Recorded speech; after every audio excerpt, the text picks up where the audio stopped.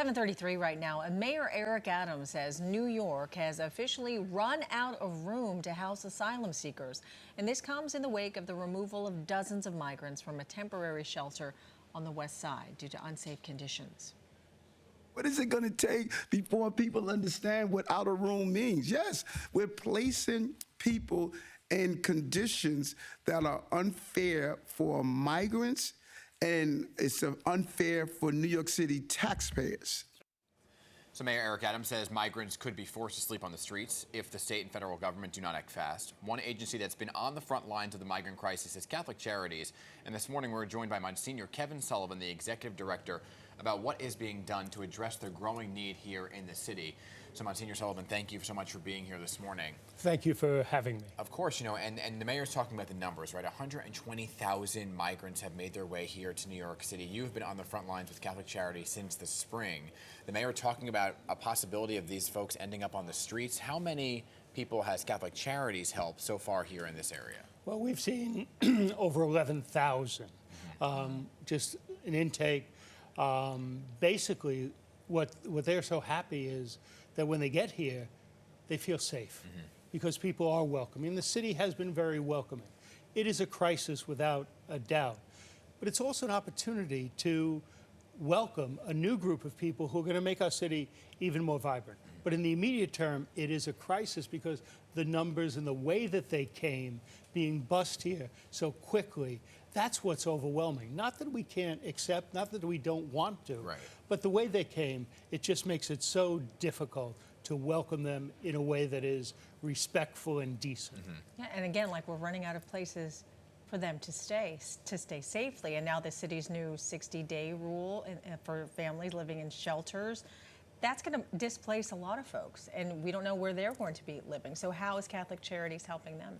Well, what we are trying to do, and we have sites throughout the 5 boroughs, when people need help in figuring that out, what they're going to do, we have the ability to spend some time with them to say, okay, here's an option. You can go here. Is there some other place you can go? We don't throw people out, but sometimes people actually want to go someplace else, and we can help them to do it. So the help we give is case by case. Yeah. It's geared to the individual need of the individual who comes to us. But will the new 60-day rule apply to the folks who are within the Catholic Charities establishments? Well, we are not providing shelter. You're not providing? Okay. No, and we're long-term because we realistically from the beginning said we don't have the capacity to do it. Fortunately, the city stepped up, and the city did an extraordinary job. Now, that doesn't mean there haven't been problems and mistakes. So can you clarify what the role is then of Catholic Charities? Are they just staying there for a night or two? No, they don't even stay overnight. Okay. But we help them. We make sure that their kids are enrolled in school. We make sure that they get a New York City ID because we have a lot of help and services in New York, and we also have a lot of rules and bureaucracy. Yeah. So part of what we're doing is making sure that they get what they need. We hold their hands, we work with them, we advocate for them. That's our job. And in a city that has so much, that's a critically important thing, that they know they have a friend who can help them to move forward in New York. You know, we see a lot of people on a daily basis. We see migrants that are clearly without jobs, with their families, selling candy, selling fruit, selling flowers.